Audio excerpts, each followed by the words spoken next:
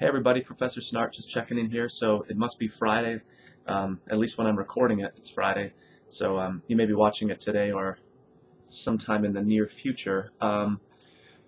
So we move through our units back again to our more kind of normal discussion board style of essay. So we just looked at this notion of the middle period as this very long stretch of time that encompasses a number of different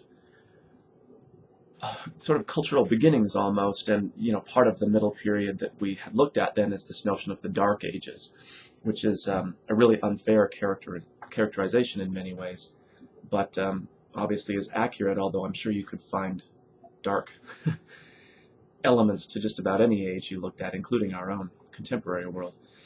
So we move then into Unit 7, Worldly Encounters, which is due next Thursday, which is going to be Thursday, October 14th. In fact, I should just draw your attention. You may have noticed in our due dates list here that after Unit 7, which is the one we're currently on, due next Thursday, we'll actually have a little extra time to work on Conrad's Heart of Darkness. It's just a longer work. It takes a little longer to get through. Ironically, it works out that that'll be due right around Halloween, and it's a fairly spooky tale, so it kind of fits thematically, although pure coincidence. So if you want to give me credit for arranging it that way, go ahead, but I won't claim that I planned it that way. But anyway, Worldly Encounters. So we have this interesting unit now where we are once again beginning to see the roots of modernity, or the kind of modern contemporary world that we know, but some fundamental differences still exist. And so we begin to see maybe similarities, but they're really not in place. So we start to see beginnings, if you want to put it that way. And we have a really interesting collection of readings this week. Everything from The Tale of Genji, which is sometimes called the first novel ever written. It's Japanese. And it first existed, in fact, and there's good images of this, in scroll form as opposed to the conventional book that we're used to. So even that is interesting to think about as we talk about this as the first modern novel, but it existed in this form that is really, in some ways, completely foreign to us. To imagine reading an entire novel literally unrolled before you is kind of a mind bender.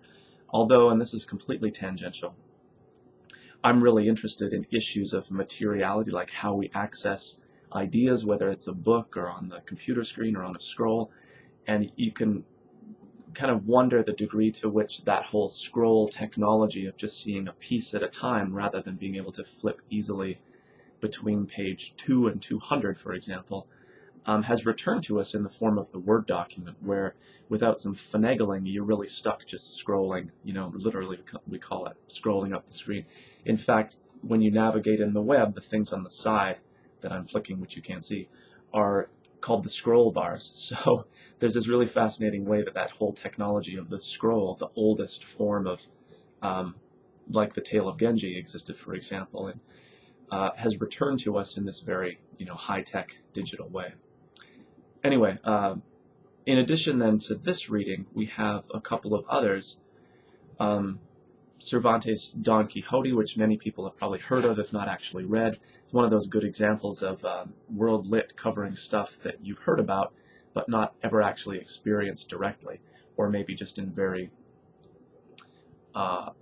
limited form, like an excerpt, although again we get an excerpt here, or you watch The Simpsons allude to it somehow, and that's our exposure to Don Quixote or Pose the Raven or something like that. And then the final reading listed here is Michel de Montaigne, one of his many essays, and in fact he's sort of famous for coining the term essay from the French, being an attempt. So one of the elements of the essay that I think is so lost to us because of the way we use them in this very formulaic educational setting as this kind of assessment device, is that notion of the essay as an attempt, that an essay is the beginning. You start an essay not really knowing where it's going to end up. because the very act of writing it is this attempt to work through a number of different ideas or propositions or whatever it might be.